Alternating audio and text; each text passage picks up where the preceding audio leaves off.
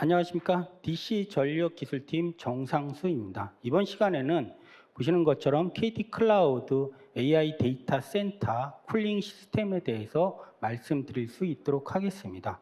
최근 AI 등으로 인해서 서버의 고집적화가 이루어지고 있고, 그에 따라서 냉방 시스템 운영에 대해서 많은 변화 요구가 있습니다. 그래서 이번 시간에는 이런 쿨링 시스템들이 어떻게 변화해 가고 있고 앞으로 어떻게 나아갈지에 대해서 간략히 말씀드리도록 하겠습니다.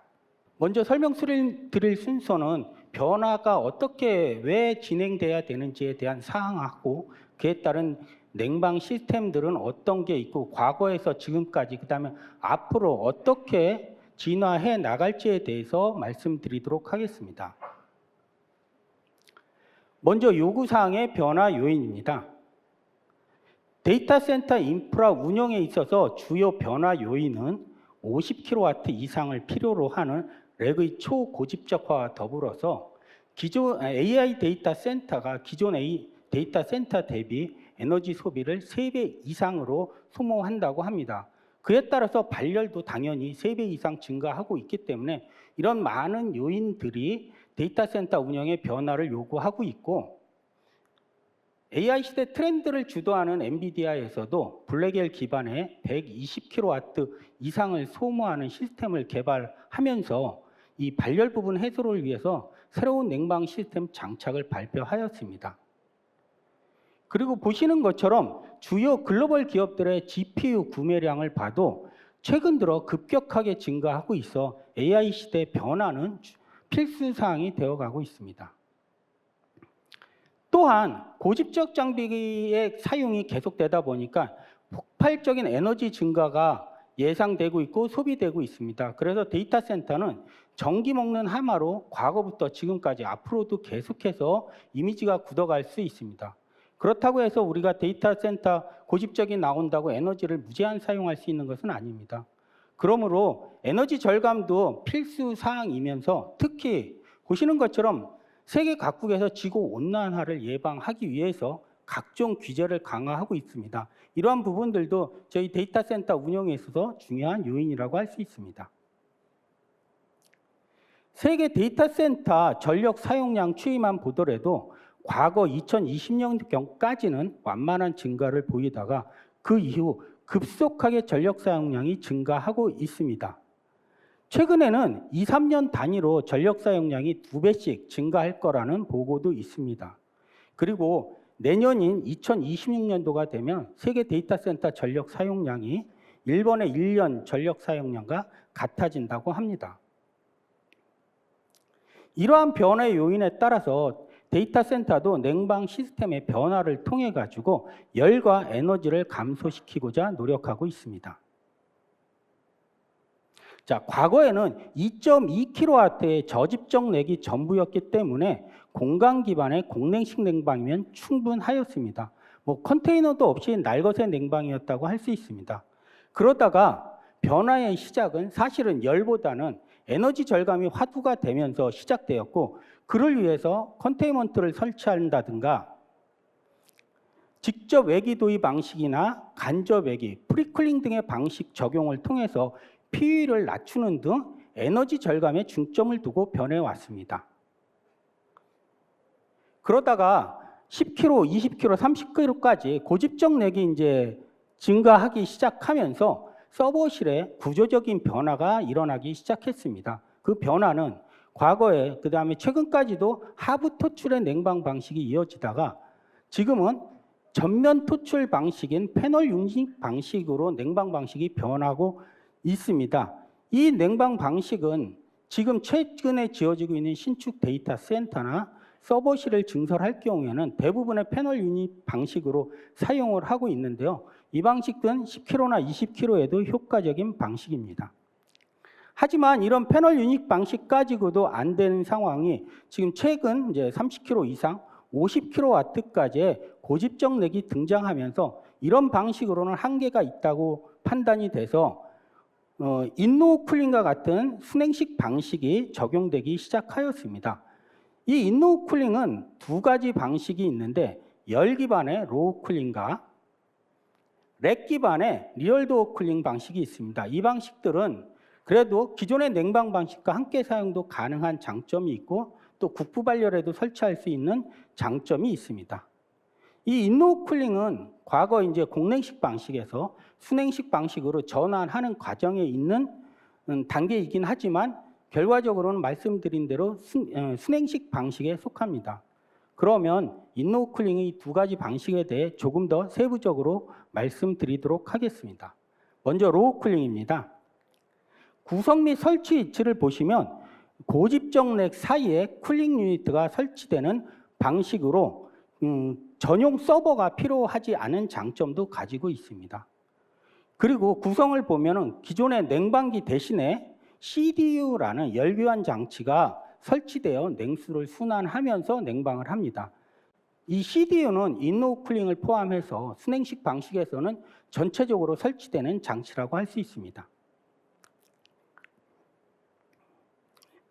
렉 중간에 설치된 이 쿨링 유니트의 공기 흐름을 봐도 과거에 하부에서 찬 공기가 올라와서 서버를 통과하면서 냉방하는 방식이 아니고 고집정력에서 나온 열을 쿨링 유니트가 직접 바로 흡입하여 열 교환을 통해서 찬 공기를 공급하는 방식이라고 할 수 있습니다.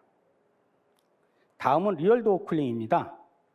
이 리얼 도어 쿨링은 구성을 보면 로우 쿨링과 유사하지만 로우 쿨링과 다르게 로우 쿨링은 렉 사이에 쿨링 유니트가 들어가는 거지만 이 리얼 도어 쿨링은 렉 뒷문짝에 쿨링 유니트가 들어가는 방식입니다. 그래서 렉 쿨링이라고도 부릅니다. 이것의 공기 흐름을 보면 찬 공기가 서버로 들어가서 열 교환을 한 후 더운 공기가 과거 같으면 그냥 나와서 다시 순환을 하는 방식이었지만은 이 렉 뒤에 있는 문짝에 있는 쿨링 유니트에서 바로 냉방을 해서 찬 공기가 나오는 방식으로 조금 더 세부적으로 보시는 것처럼 열 교환 장치와 팬이 설치되는 구조입니다. 이 방식을 사용하게 되면은 전체적으로 보시는 것처럼 서버실은 찬 공기가 유지될 수 있고 이것도 역시 전용 서버가 필요하지는 않지만 로우 쿨링과 마찬가지로 로우 쿨링과 다르게 이 렉 사이에 쿨링 유니트가 설치되는 것이 아니고 문짝에 설치되다 보니까 별도의 렉이 필요할 수는 있습니다. 여기까지 데이터 센터의 과거에서부터 현재까지 냉방 시스템이 어떻게 변화해 오고 있는지 말씀드렸는데요. 다음 장에서는 다양한 변화 요인에 맞춘 AI 데이터 센터의 냉방 시스템이 어떤 방향으로 진행되고 변화하는지 말씀드리겠습니다. 먼저 AI 데이터 센터가 되면서 이미 고집적을 넘어 초고집적 서버의 시대로 접어들었습니다. 그러다 보니까 새로운 지금까지보다는 틀린 차세대 냉방 시스템이 필요하게 되었고 그런 방식들이 많이 발표되고 있습니다. 이번 섹션에서는 그 차세대 냉방 시스템의 주요 장비 중에서 두 가지에 대해서 간략히 설명드리고 이 자세한 내용에 대해서는 다음 섹션에서 설명드리도록 하겠습니다. 먼저 다이렉트 투 칩 쿨링 방식입니다. D2C라고도 하는데요. 보시는 것처럼 서버에 직접적으로 콜드 플레이트를 설치하여 냉수가 직접 들어가서 냉방을 하는 방식입니다. 그러다 보니까는 고집적 렉, 130kg, 140kg에도 가장 효과적인 방법이라고 볼 수 있고요. 향후에는 가장 빠르게 차세대 시스템 중에서도 일반화가 진행될 방식으로 보여집니다. 다만 이 방식은 전용 서버가 필요합니다. 다음은 이머전 쿨링입니다. 즉 액침 냉각인데요. 보시는 것처럼 특수 액체에 서버를 담그는 간단한 방식입니다. 이 이머전 쿨링에도 두 가지 방식이 있는데요. 첫 번째 방식은 보시는 것처럼 액체가 직접 순환을 하면서 냉방을 하는 방식입니다.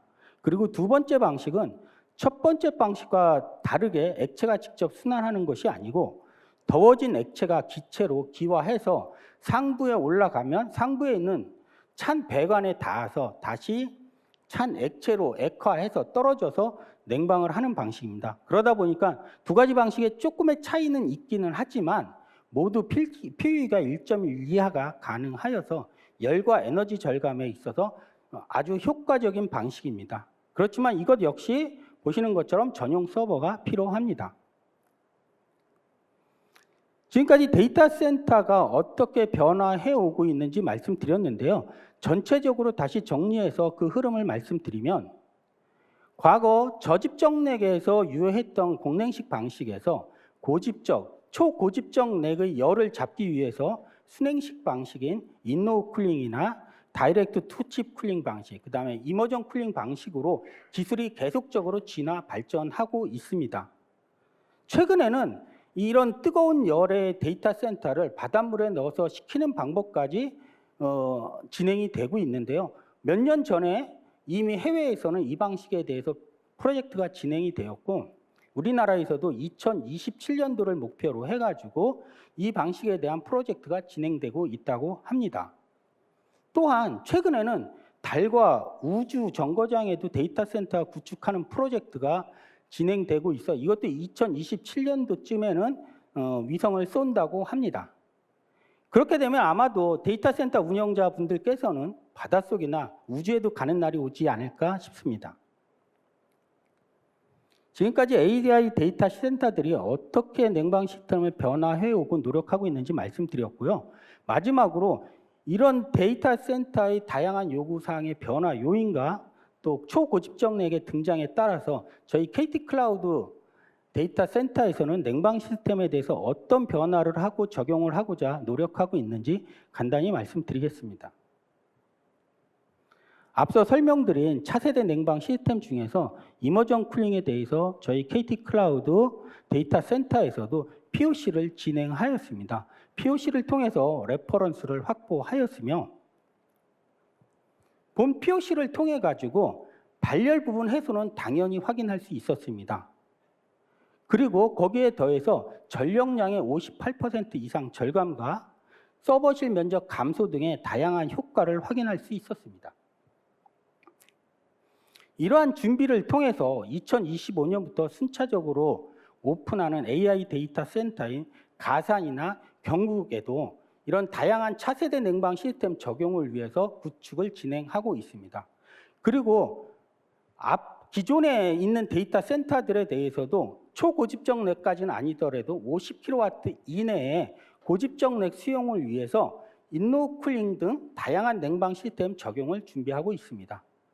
물론 향후에 새롭게 구축될 신규 데이터 센터에는 차세대 냉방 시스템이 또한 포함돼서 구축될 예정입니다. 지금까지 AI 데이터 센터의 냉방 시스템의 변화와 또 어떻게 적용되고 있는지 간략히 말씀드렸습니다. 더불어서 KT 클라우드 데이터 센터에서는 이런 다양한 변화 요인에 맞춰서 최고의 기술력을 바탕으로 해서 고객님들이 안전하고 최상의 신속한 서비스를 받을 수 있도록 최선을 다하겠습니다. 또한 이 시간을 통해서 데이터 센터 냉방 시스템에 대해서 조금 더 이해하는 시간이 되셨으면 좋겠습니다. 경청해 주셔서 감사합니다.